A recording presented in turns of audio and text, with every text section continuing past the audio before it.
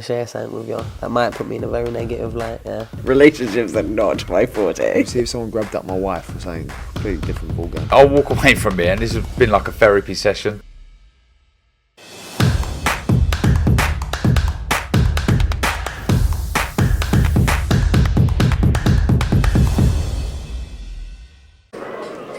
Andrew McCART, IFL TV, proudly sponsored by Everlast. I'm here with Harlem Eubank.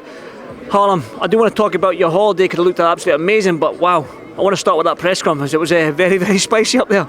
It was fiery up there. I think they were both, prodding and poking each other, trying to get the win in the War of the Words before Saturday night. So yeah, it got a little bit fiery, a little bit below the belt.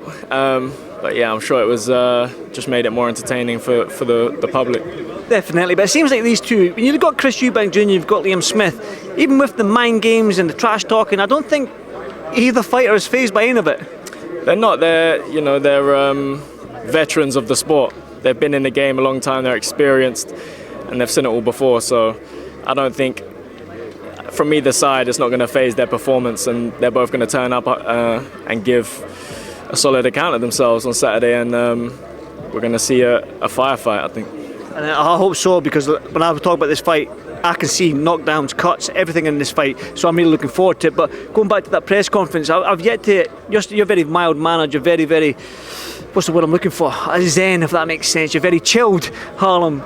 What would happen if you had an opponent that was saying all that trash talk to you? Would you react to it, or would you just let it went in one ear and out the other? I think sometimes you'd react, but from a emotional perspective, I don't think you can be fazed by any of that. It's all mind games.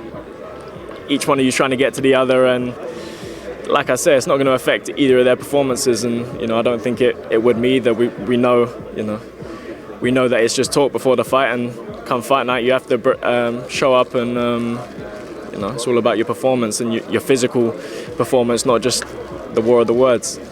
I've spoke to numerous people about this fight, and everyone sees a points, either to Chris or to Liam. Might be biased, but do you see any other? I know you're probably Chris, obviously, but do you see any other outcome other than a points decision? Oh yeah, definitely. I think that stylistically, I think that Liam's style, binds into Chris's hands. I think Chris likes fighters. He likes fighters that come to really try and fight and bring it to him. And I think Liam is that kind of fighter. Liam's got a similar style, and I think that suits Chris in this fight because Chris punches with volume, and Liam does as well. But I think Chris, being the bigger man, he's ready for this fight. I think it really suits his style, and I think that while it lasts, it will be a firefight, but I think that Chris can get to him late on. I've spoken to Josh Taylor, who's in your weight class. Obviously, he's up there at that level you want to be at, but when I've spoke to guys like Dalton Smith, who's the British champion, I've spoke to all these guys, Lewis Ritsons and stuff like that. You're close to it now. You're on the. I don't know if you're there yet. You probably tell me yourself, but when can we see you in with these top 5 guys in the UK? I want to be in them big fights. I'm always pushing for the big fights, and I've shown in the past I'm ready to take on big challenges and overcome them hurdles. And I think last year had 4 good opponents and overcome each one of them and had a solid year. And I'm ready to build on that this year. And I don't feel like I'm far away from them big fights and them big nights, and that excites me.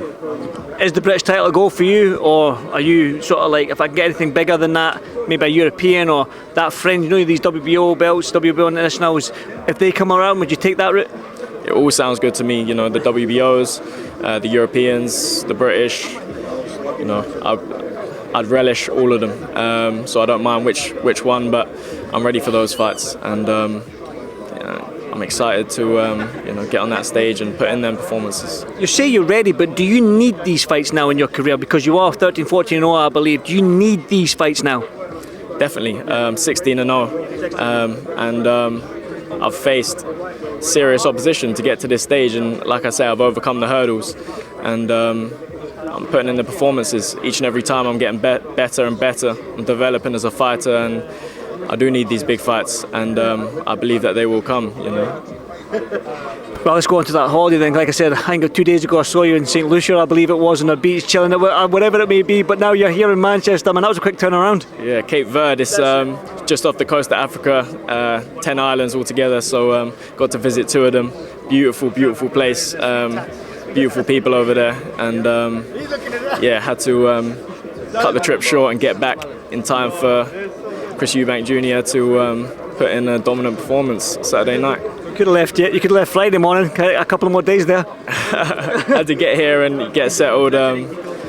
What a fight it's going to be, so I'm excited for it. Listen, Harlem, it's going to be a big year for yourself, and I'm looking forward to it because, again, you've got that style that everyone wants to see. So, listen, good luck with it all. Good luck to Chris on Saturday night, and I'll speak to you soon, brother. Thanks, Sam. Thank you, Harlem. Thank you, brother. Thank you.